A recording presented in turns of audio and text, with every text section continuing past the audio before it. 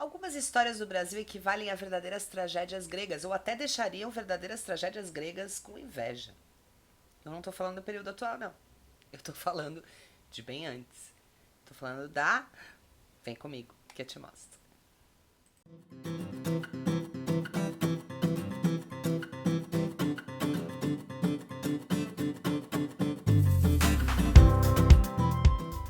E ele voltou, era Vargas, período democrático que vai de 51 a 54. Para quem não assistiu a aula anterior de Dutra, vou deixar um card aqui para vocês entenderem o sanduíche, né? Tivemos Vargas, autoritário, malvadão, mas que a população curtia, né? Não entendia muito bem a manipulação que era feita. E aí a gente vai ter ele chispando, porque tinha que chispar mesmo, senão era chispado. E aí veio um governo no meio desse sanduíche de Vargas, que foi o governo Dutra, que não respondeu à população com toda a popularidade que foi dada a ele. E aí o pessoal pediu o velhinho de volta. Bota o velhinho aí novamente. E a gente vai ter ele, agora de forma democrática, trazido pelos braços do povo. Vamos ver o que ele aprontou dessa vez. Bom, ele se elege em 1950, mas vai assumir somente em 51 pelo Partido Trabalhista Brasileiro, PTB. Nacionalismo e protecionismo. Se em Dutra nós tínhamos grande entrada de capital estrangeiro, um liberalismo econômico, aqui é o inverso, tá?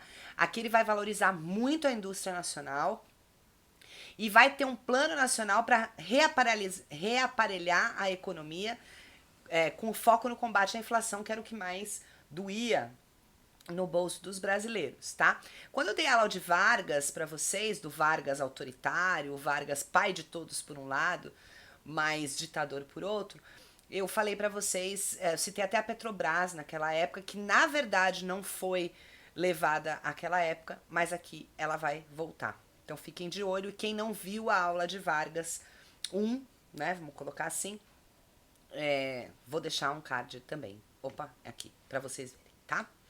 Vamos continuar. Então temos aí o monopólio da produção de energia. Em 1951, a apelação pelo petróleo é nosso. Uhul! E em 1953, a inauguração da Petrobras, como eu disse para vocês. Extração era exclusiva de empresas brasileiras, mas as refinarias internacionais permaneciam, tá? E também a inauguração da Eletrobras. Agora você entende quando seu pai fala para você assim, seu avô, né? Acho que é avô. Eu não sou sócio da Eletrobras, apaga essas luzes, tá? A gente tem aqui. Eu acho que eu ainda peguei a Eletrobras, eu acho que não tinha sido, não, com certeza não tinha sido privatizada ainda na minha época. Mas enfim, estamos aí.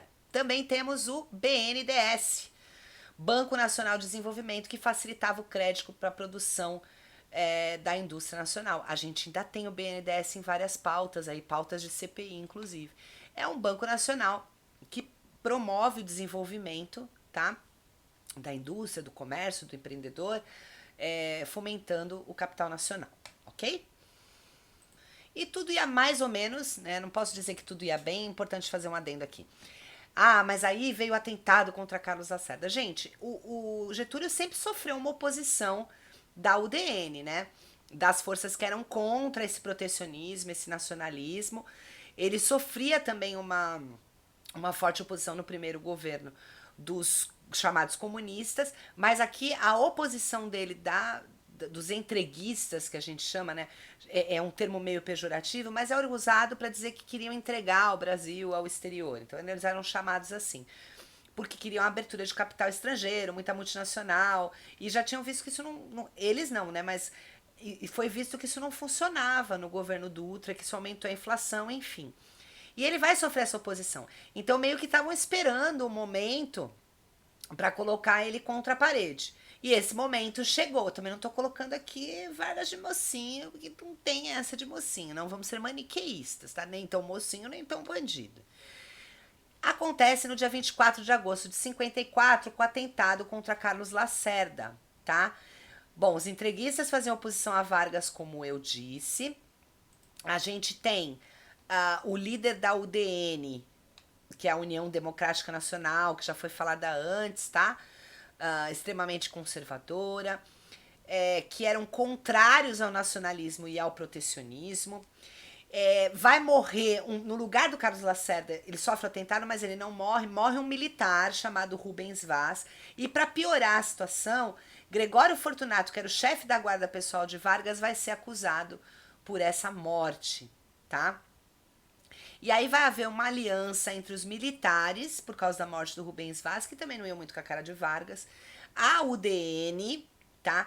Apoiados pela imprensa e apoiados, quando eu falo burguesia aqui, é a classe que era dona dos bens de produção, tá? Ou seja, os próprios industriais, os comerciantes, as pessoas que queriam entrada de capital estrangeiro, que não viam com bons olhos o governo Vargas, que tinham medo daquele Vargas comunista que a gente viu lá atrás, né, pai dos pobres e tudo mais, e vai que esse doido volta aí a querer fazer coisas do tipo. E aí a gente tem uma briga ali de dois frontes. Olha, o Brasil bipartido, bipolarizado. Ó, que novidade. Os entreguistas versus os nacionalistas. E há uma campanha pró-renúncia de Vargas, tá?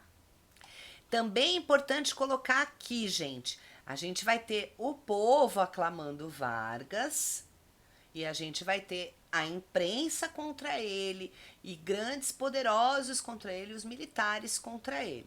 Vai fugir de novo? Parece que não. Parece que a solução que foi estabelecida foi o suicídio, tá? Com a famosa carta suicida, carta testamental, onde ele deixa a frase, entre outras coisas, deixo a vida para entrar na história. E onde a gente vê o golpe militar sendo evitado. Eu preciso falar de algumas coisas sobre isso. Primeira coisa, professora, mas eu li num site que ele foi morto. E aí deram a ideia de suicídio. Porque teve uma minissérie, porque teve um filme. A história se baseia nos fatos. Parece que não, mas ela também, tal qual a ciência, uma ciência, ela se baseia nos fatos. E o que a gente tem é que Vargas cometeu suicídio. Um contraponto é a história e uma análise de contexto, tá? Eu, enquanto professora de história, não sou historiadora, mas enquanto professora de história, não posso dizer para vocês que se ele não tivesse se matado, haveria um golpe militar. Porque a história não trabalha com C, tá? Ela trabalha com o que aconteceu. Com a memória, com registros, com pesquisas arqueológicas, com análises sociológicas. Mas o contexto indicava, isso é uma análise de contexto histórico, que se ele não o fizesse, provavelmente os militares tomariam o governo. E o que nos faz acreditar nisso? O que estava acontecendo é a união de forças, por um lado, e por outro lado, o que vai acontecer nos próximos governos, né? A gente vai ter o governo Juscelino, muito bem, obrigada. Engasguei.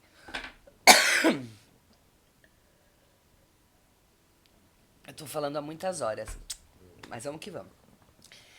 A gente vai ter o governo de Juscelino, muito bem, obrigada, mas o Jânio, no primeiro problema que aparecer, os militares já vão dar o seu sinal de vida, que era o que estava acontecendo aqui. Por isso a gente chega a essa conclusão de que o golpe, a morte de Vargas foi um golpe de mestre.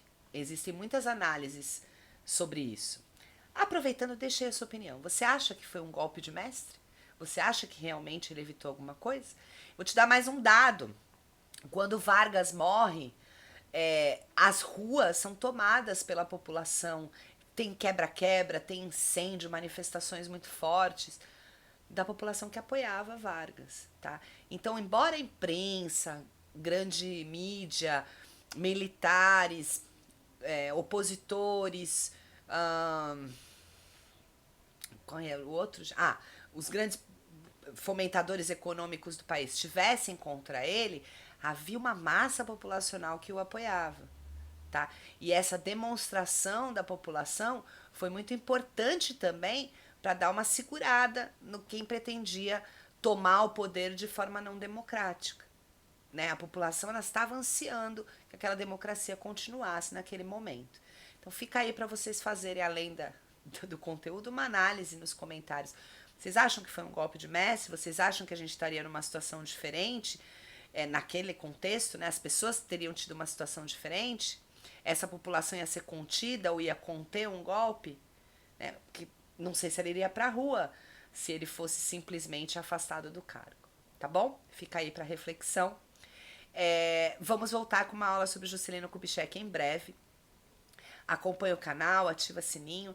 Curtiu? Demonstra aí pra mim, compartilha com quem você acha que pode se interessar e comenta não só o que eu pedi, né, a reflexão, mas sobre as suas dúvidas. Até a próxima.